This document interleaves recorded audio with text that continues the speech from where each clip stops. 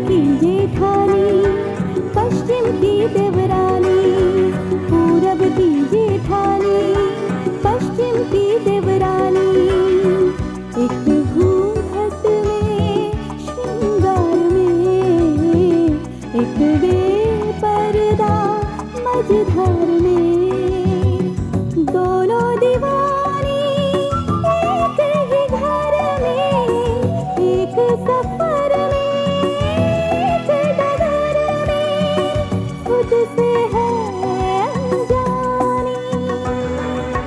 पूरब की जेठानी, पश्चिम की देवरानी, पूरब की जेठानी, पश्चिम की देवरानी।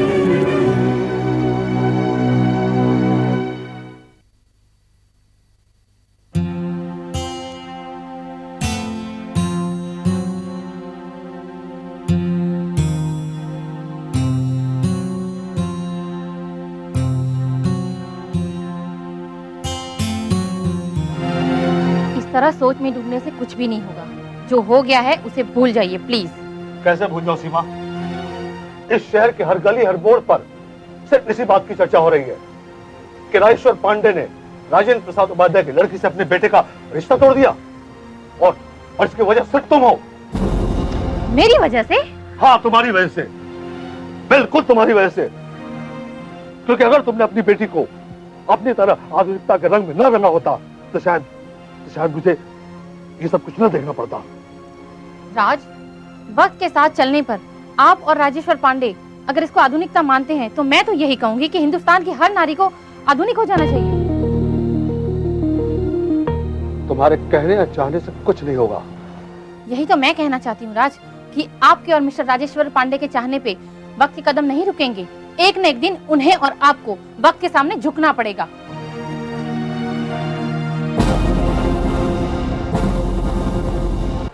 राजेंद्र प्रसाद भारतीय संस्कृति की मूल आधार भारतीय नारियां, उनकी सभ्यता में अशिष्टता और अश्लीलता का कोई स्थान नहीं। हमारी इस परंपरा को जीवित रखना हर भारतीय का धर्म है और मुझे बड़े ही अफसोस के साथ कहना पड़ रहा है कि आपने अपने इस धर्म का पालन करने में बड़ी लापरवाही बरती। इसलिए हम जो रिश्ता आपके परिवार के साथ जोड़ने जा रहे थे उसे हम तोड़ रहे हैं।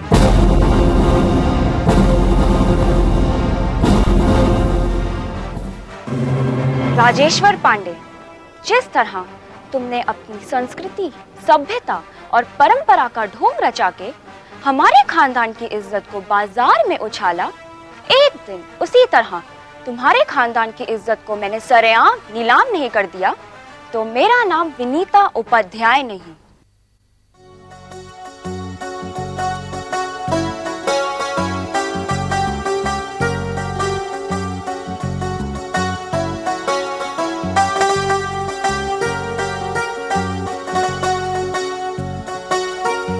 प्रणाम बाबू। सदा खुश हो। प्रणाम माँ। सौभाग्यवती भव। भौजी आरती।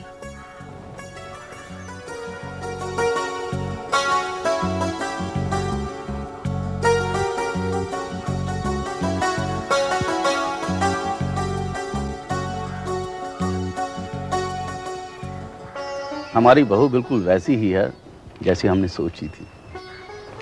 कविता ने अपने संस्कारों से घर के सभी सदस्यों का मन जीत लिया है। यहाँ तक कि घर के नौकर नौकरानी भी उससे प्रभावित है।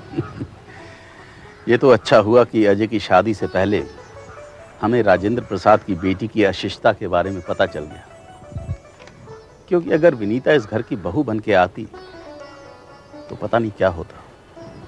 भगवान बहुत बड़ा है, वो इंसानों के साथ इतना बड़ा अन्याय नहीं होने देता जिससे उसकी संस्कृति दागदार हो जाए।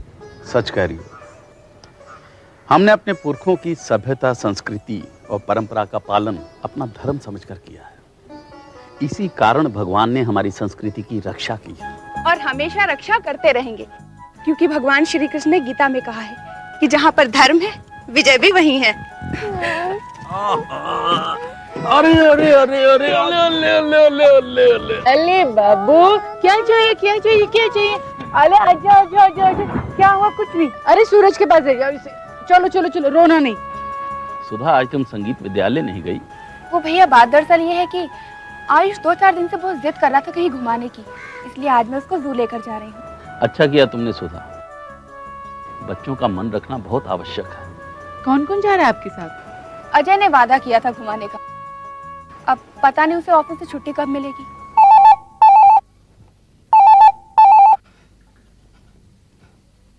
हेलो। हाँ भैया, संजय बोल रहा हूँ। अरे संजय, कैसे हो तुम? एकदम फर्स्ट क्लास भैया। और तुम्हारी तबीयत कैसी है? एकदम बढ़िया, बहुत बढ़िया। अच्छा ये बताओ, तुम्हारे एग्जाम्स कैसे हुए? एकदम फर्स्ट क्लास हुए भैया। हाँ, अब एग्जाम्स खत्म हो गए तो इंडिया कब वापस आ रहे हो? भैया मैं तो चाहता हूँ कि अभी उड़कर इंडिया पहुँच जाऊँ, लेकिन अरे लगता है विदेश जाकर तुम अपनी भारतीय खुशबू भूल चुके हो। नहीं भैया, आप तो जानते हैं कि मैं अपने घर और अपने वतन से इतना प्यार करता हूँ, लेकिन क्या, जरा खुल के बताओ। भैया मुझसे एक बहुत बड़ी भूल हो गई है। भूल हो गई? भैया मैं जानता हूँ कि आप मुझे माफ कर देंगे और बाबूजी को भी मना लेंगे, लेकिन ऐसा क्या किया तुमने छोटे? जरा मुझे खुल के बताओ। भैया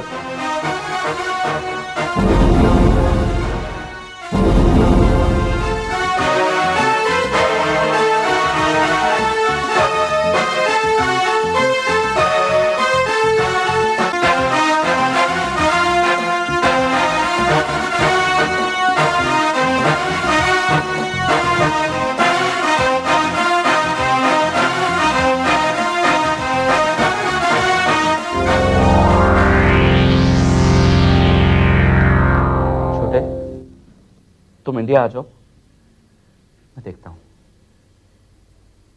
ओके।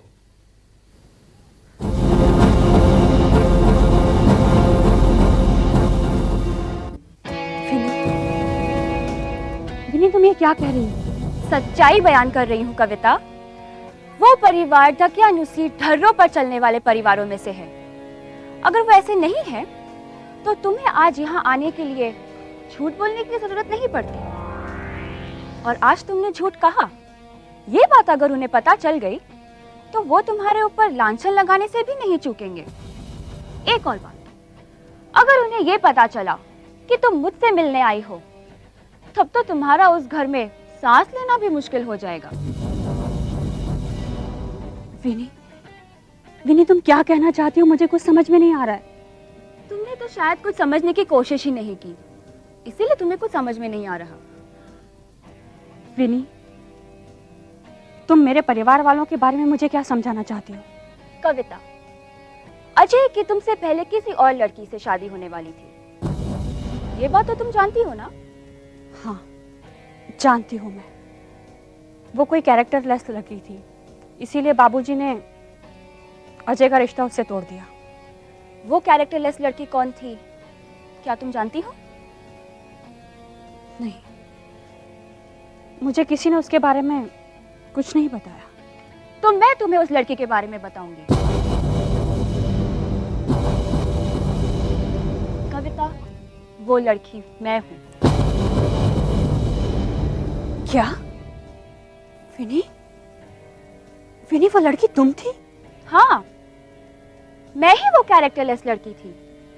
और मैं कितनी कैरेक्टरलेस हूँ ये तो तुम अच्छी तरह जानती हो। नहीं विनी, मैं जानती हूँ कि तुम बहुत खुले विचारों वाली लड़की हो, एक्स्ट्रा मॉड हो,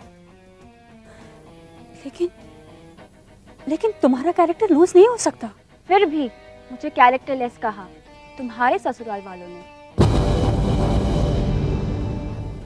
विनी, जो कुछ भी हुआ उसे भूल जाओ। वो सब मैं भूल चुकी हूँ और उनकी बातों का मुझे कोई फर्क भी नहीं पड़ता। बस मुझे डर लगता है तुम्हारे लिए, क्योंकि जो परिवार मुझे स्विमिंग पूल में नहाते देख कैरेक्टरलेस कह सकता है, उसी परिवार को जब तुम्हारे शादी से पहले हुए अबॉर्शन के बारे में पता चलेगा तो वो क्या कहेंगे। यही वो जरूरी बात थी कविता जो मैं तुम्हें बताना चाहती हूँ। एक छोटी सी सलाह सुनो, अपने ससुराल वालों से थोड़ा संभल के रहना, क्योंकि उन्होंने संस्कृति, सभ्यता और परंपरा नाम की 3 पट्टियां अपनी आंखों पे बांध रखी है, जिसकी वजह से उन्हें हर चीज में खोट नजर आती है। विनी, तुम्हारी बातें सुनकर मुझे घबराहट हो रही है। अगर उन लोगों को मेरे अबॉर्शन के बारे में पता चल गया तो वो लोग तो मुझे अपने घर से ही निकाल देंगे। जलाकर मार भी सकते हैं। हाँ, क्योंकि वो ये समझने की कोशिश नहीं करेंगे कि उसमें तुम्हारी गलती नहीं थी, वो सिर्फ एक हादसा था। और जब तक ये परिवार दकियानूसी बना रहेगा, तब तक वहां ऐसे ही रिजल्ट्स आएंगे। क्या सोच रही हो कविता? विनी, मुझे कोई रास्ता नहीं दिख रहा। एक रास्ता है। क्या? अगर तुम्हारे ससुराल वालों का ये ढकियानूसी ढोंग खत्म हो जाए तो सब कुछ ठीक हो सकता है। ये नामुमकिन है विनी। ये मुमकिन है कविता। अपनी ताकत को पहचानो कविता। उस घर का बड़ा बेटा तुम्हारा पति है। तुम उसे आधुनिकता के रंग में रंग के बदल सकते हो। दूसरी, तुम्हारी ननद बेनी, जिसे बदलने के लिए तुम्हें ज्यादा मेहनत नहीं करनी पड़ेगी। बस तुम्हारी शय ही काफी है उसे बदलने के लिए। और तीसरा, तुम्हारा वो देवर जो अमेरिका में पढ़ता है। एक बात याद रखना, जैसे ही वो इंडिया में कदम रखे, कठपुतली की तरह उसकी डोर अपने हाथों में ले लेना।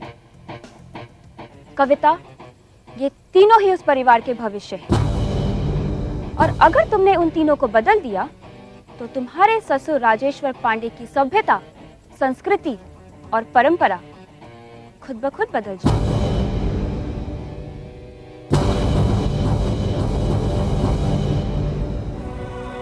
कठपुतली बन पहन ली गैरों की जंजीर, अनचाही भूल ने लिखी है ये तकदीर। राजेश्वर जी, मैं एक बेटी का बाप हूं, इसलिए मैं ये कंफर्म करने आया था कि 8 महीने पहले जो मेरी आपसे बातचीत हुई थी वो आपको याद है कि नहीं? अयो, बात याद नहीं होगी। कैसी बातें करते त्रिपाठी जी? ये बात तो 8 महीने पुरानी है। राजेश्वर भाई साहब 8 साल पहले बोले आते ना, ये बात आप पत्थर के लगे होती। रमन भाई साहब, आप कुछ ज्यादा ही तारीफ कर रहे हैं अपने भाई साहब की। क्या करो भाभी, इतने मीठे लाडू खिला दिया ना, तो नहीं चाहते हुए भी तारीफ मुंह से निकल जाती है। लगा नहीं? तो फिर मैं आपकी तरफ से निश्चिंत रहूं। त्रिपाठी जी, संजय हमारा बेटा है और हमारे परिवार के सभी बच्चे जानते हैं कि हमारी संस्कृति ही हमारा धर्म है। वो ये भी जानते हैं कि उनके जीवन साथी चुनने का अधिकार उनके माँ बाप के पास सुरक्षित है। यानी जो भाई साहब और भाभी ने कह दिया ना, इस घर में वही होता। इसलिए इस गाय के लिए ऐसे बढ़िया पकवान बनाने की तैयारी कीजिए।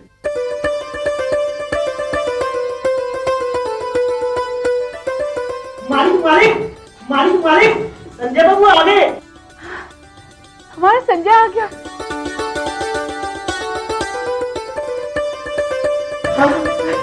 आ गया? सूरज, तुम उसे बाहर ही रोको। जी मालकिन। पहले हम संजय की आरती उतारेंगे, उसके बाद वो घर के अंदर आएगा। अच्छा बेनिका, तुम आरती की तैयारी करो। एक बहुत बड़ी भूल होगी भैया। मैं जानता हूँ कि आप मुझे माफ कर देंगे और बाबा को भी मना लेंगे।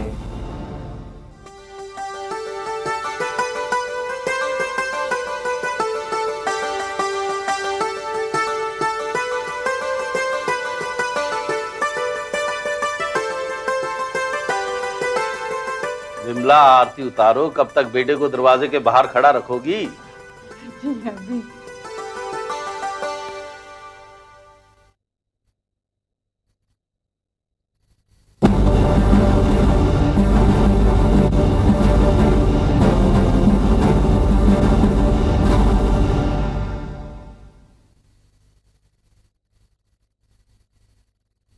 बेटा ये लड़की कौन है?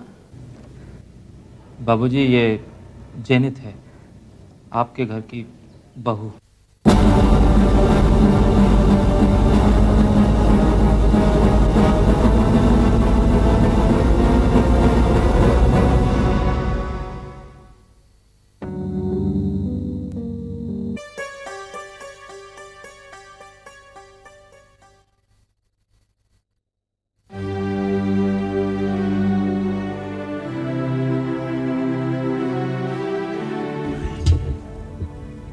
हमें इस बात पर विश्वास नहीं हो रहा कि हमारे बेटे ने हमारी संस्कृति के साथ इतना बड़ा विश्वासघात किया। देखिए बाबूजी, तुम बीच में मत बोलो अजय।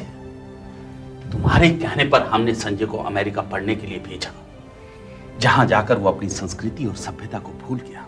और अब तुम्हारे ही कहने पर हमने उसे इस घर में रहने की जगह दी, वरना निकाल देते उसे अपने इस घर से और अपनी जिंदगी से, सारे रिश्ते तोड़ देते उससे। बाबूजी, रिश्ता तोड़ देने से कोई अपना पराया नहीं हो जाता। संजय या मैं दुनिया के किसी भी कोने में रहेंगे, आप ही के बेटे कहलाएंगे। और आपका नाम हमारे साथ, बाबूजी आप तो क्या भगवान भी नहीं जुदा कर सकते। अजय! माफी चाहता हूं बाबूजी, मैं सिर्फ ये कहना चाहता था कि आपने संजय को इस घर में रखकर हमें बदनामी से बचा लिया है। अगर आप संजय को निकाल देते तो हमें बेवजह की बदनामी का सामना करना पड़ता। कम से कम हम उस बदनामी से तो बचे रहेंगे। अजय ठीक कह रहा है, संजय का इस घर में रहना ठीक है। मैं जानती हूँ कि उसने जो गलती की है वो सुधारी नहीं जा सकती, लेकिन फिर भी तुम लोग यही चाहते हो कि वो अपनी अंग्रेज पत्नी के साथ इस घर में रहे।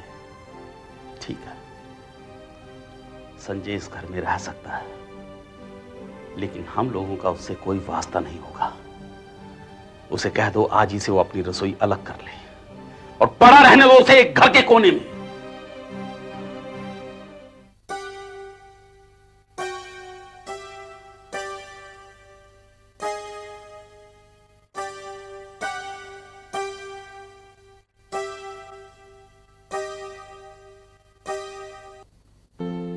संजू, संजू क्या सोच रहे हो? अब तो जिंदगी में सिर्फ सोचना ही बचा है जेनित। अब तक जो हुआ सो हुआ, आगे क्या होगा उसी के बारे में सोच रहा था। I know, ये सब टेंशन मेरी वजह से हुआ है। हाँ, टेंशन तो हुआ है और भी होगा। और हो सकता है जेनित कि कल को हमें ये घर भी छोड़कर जाना पड़े। नो संजू नो, तुम ये घर ये फैमिली छोड़कर नहीं जा सकते। You promised me। हाँ, मैंने तुमसे प्रॉमिस किया था, लेकिन तुम्हें यह भी कहा था कि मेरे परिवार वाले तुम्हें कभी एक्सेप्ट नहीं करेंगे। ओह संजू, तुम्हारी फैमिली मुझे एक्सेप्ट करे या ना करे, लेकिन मैंने तुम्हारी फैमिली को तुमसे मैरिज करने से पहले ही एक्सेप्ट कर लिया था। मुझे इंडियन कल्चर, यहाँ की सभ्यता, परंपरा बहुत पसंद है।